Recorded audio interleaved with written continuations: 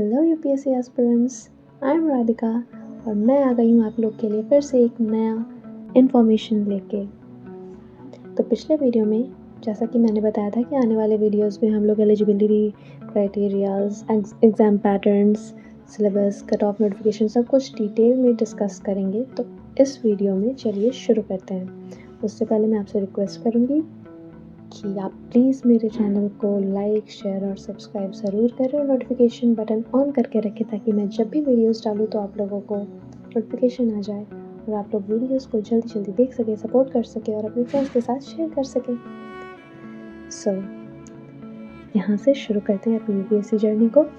आते हैं eligibility criterias पे। तो क्राइटेरियाज क्या होनी चाहिए? अगर हम एजुकेशनल क्वालिफ़िकेशन की बात करें तो इसमें सिर्फ आपको बैचलर्स डिग्री चाहिए, ग्रेजुएशन की degree, that's all you need. उससे ज़्यादा कुछ नहीं, उससे कम कुछ नहीं। आप किसी भी कॉलेज से हो, किसी भी बैकग्राउंड से हो, कोई भी सब्जेक्ट पढ़ रहे हो, डजंट मैटर, कोई फ़र्क नहीं पड़ता। आपके पास सिर्फ एक ग्रेजुएशन की डिग्री होनी चाहिए। अब आते हैं नंबर ऑफ़ अटैम्प्ट्स पे और एज लिमिट पे। अगर आप जनरल कैटेगरी से हैं तो आपके पास 6 अटैम्प्ट्स हैं 32 ईयर्स के एज तक।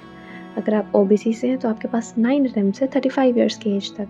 अगर आप SC/ST से हैं तो आपके पास अनलिमिटेड नंबर ऑफ़ अटैम्प्ट्स हैं 37 ईयर्स के एज तक। और अगर आप PWD से हैं तो आपके पास 9 अटैम्प्ट्स हैं 32 ईयर्स के एज तक। अब आते हैं नोटिफिकेशन कब आती है। नोटिफिकेशन इस एग्ज़ाम की 2024 में जो होने वाली है वो तो आ चुकी है। अब कुछ दिनों में एग्ज़ाम भी होने वाली है, दैट इज़ 26 मई से। हम लोग तैयारी करेंगे 25 के लिए। तो 2025 के प्रीलिम्स और मेंस एग्ज़ाम की नोटिफिकेशन बहुत जल्द आ जाएगी। मोस्ट प्रोबेबली इस प्रीलिम्स से पहले ही आ जाती है हर साल। तो लेट्स सी कि कब आती है। 26-28 में ऐसा ही कुछ होगा, अगले साल भी 2025 में भी।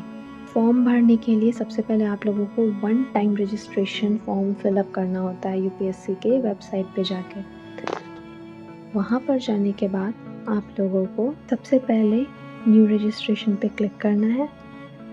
यहाँ पर क्लिक करते ही आपके पास एक पोर्टल खुल जाएगा जहाँ पर आप लोगों को सारे रिक्वायर्ड डॉक्यूमेंट्स भरने होंगे। जैसे कि यहाँ पर आपका देखिए नाम पूछ रहा है, fill up your name here, verify name, फिर जेंडर वेरीफाई करिए। अगर आप लोगों ने कभी नाम चेंज किया है तो वो यहाँ पर आप प्रोवाइड कर सकते हैं उसकी इन्फॉर्मेशन। उसके बाद आगे बढ़ते हैं, फादर्स नेम, मदर्स नेम सब कुछ डालकर उसे वेरीफाई करना है। माइनॉरिटी स्टेटस से अगर आप बिलोंग करते हैं तो उसे वेरीफाई कर दीजिए। माइनॉरिटी स्टेटस के बाद आते हैं मोबाइल नंबर पे। यहाँ पे आप अपना मोबाइल नंबर डालिए। अगर आपके पास ऑल्टरनेटिव मोबाइल नंबर है तो वो भी प्रोवाइड कर सकते हैं। When you proceed further you will see email ID डालिए और ऑल्टरनेटिव ईमेल आईडी अगर है तो वो भी डाल दीजिए, अदरवाइज़ एक से भी काम हो जाता है। क्लास 10th बोर्ड एग्ज़ाम में जो भी आपका रोल नंबर था वो डालना बहुत ज़रूरी है। स्टार मार्क जहाँ भी रहेगा, रेड स्टार मार्क, वो सारे ब्लैंक्स को फिल करना सबसे इम्पोर्टेंट है एंड कंपलसरी है। उसके बाद आते हैं सिक्योरिटी क्वेश्चन पे। सिक्योरिटी क्वेश्चन इसलिए होता है ताकि अगर आप अपना पासवर्ड भूल जाएं कभी या आपके पास फ़ोन नंबर भी नहीं है जो आपने वहाँ पे प्रोवाइड करा है, तो वैसे में आपका सिक्योरिटी क्वेश्चन आपके लिए बहुत ज़्यादा हेल्पफुल होता है। सिक्योरिटी क्वेश्चन में आप कुछ भी डाल सकते हैं, like your favourite teacher's name, your pet name, your nick name, your favourite subject, और उसका कुछ भी उल्टा आंसर कर सकते हैं या फिर सीधा भी कर सकते हैं, जैसी आपकी मर्ज़ी। वो काइंड ऑफ आपका पासवर्ड ही हो गया। लाइक मैंने अगर डाला है कि व्हाट्स योर पेट नेम तो मैं डाल दूँगी ज्योग्राफी।